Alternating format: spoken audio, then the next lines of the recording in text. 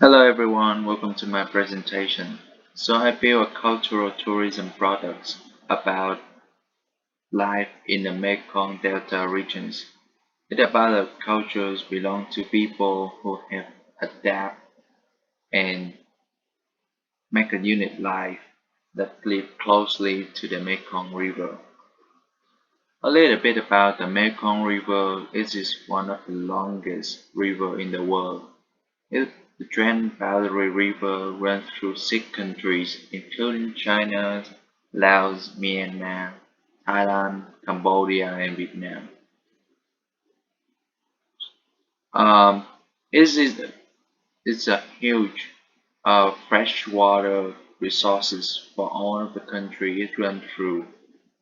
However, it also notorious for its extreme seasonal variation in flow, and flooding is one of the major threats um, every year for people living along the side of the river. So when the river empties into the South China Sea, it meets the southwest regions of Vietnam. If you look on the map on the left, you can see that the river pretty much runs through the whole area. And on the picture on the right, you can see how the terrain here are fragmented heavily by the river. Because of the river really has a big influence on the terrain here. People have to adapt with it, adapt to the life that live closely to the water and experience flooding every year, especially in the wet season. So the cultural products I built include three parts. The first one start pretty early in the morning at around 5 or 5:30. The visitor will get on a boat and travel to the local floating market. I chose the floating market because it's a special features of the area. Having to live closely with the water, some flooding, so people need a boat to get in around. And they also making use of the boat as a means of transportation and choosing a common junctions where two or three rivers meet each other to form a market. It is a special feature for people to experience, experience the river life. They can enjoy the early rhythm, a rustic life, and also have a chance to shop the goods in the market, to do trading with the local, and also have a chance to have breakfast in, with fantastic food here. Because the market formed pretty early in the morning, so that the merchants can go into different places and resell their stock to different people later. So I call it an early rise for visitor to go to the market. Next, the visitor will be transferred into the small canoes called sampan, which is stand for a small canoe made of three pieces of wood. So here they will have a chance to paddle in the canal maze, meandering through the area. They can have a chance um, to view the local vegetations and scenery. It's a it's a wonderful opportunity for them to really understand how people can commute in the area with their boats. At the end of the tour, I mean the Paolin tour, they can have a chance to get on land and visit some of the traditional villages. Here, people still produce good in traditional way for more than 100 years. For example, those are the methods that people use to produce rice paper as well as the rice noodle. And for the top left corner, you can see people making conical hats out of the palm leaf, as well as weave the basket out of bamboo. They can also see people do water container from and do pottery. So those are the traditional method people have been using for centuries, and they are very different from the industrial manufacture.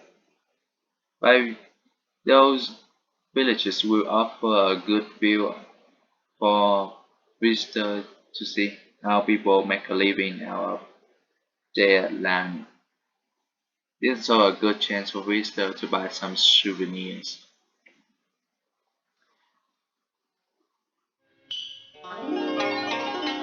Việt Nam đã trải qua bao thế hệ qua những khi hưng thành. To end the tour, I want to do that. Uh, I want to do it with a show of the music. The Dunkatato music inspired as a UNESCO Cultural Intangible Heritage in 2013. The traditional music has originated from the folk and scholarly roots. The song and the music here evoked the people life and work on the land and river of the Mekong Delta regions. I want to show it to the visitor because the music are often performed at numerous events such as festival, death anniversary rituals, and celebrations. Thus, it is intimately connected with other cultural practice and custom and oral tradition. This is a very important part of the cultures because it connected to the spiritual life of the people here. The reason I build these products because I think if we can develop a cultural tourism here, we can offer another source of income to be the local people, as they are the one that experience a lot of economical drawback and climate change in the area. Although the Mekong region is considered as a rice field for the whole country, it is suffering heavily from the climate change and the economical drawback. Um, the, as climate change going, the drought season is getting longer and unbearably dry, which lead to a shortage of fresh water for farming.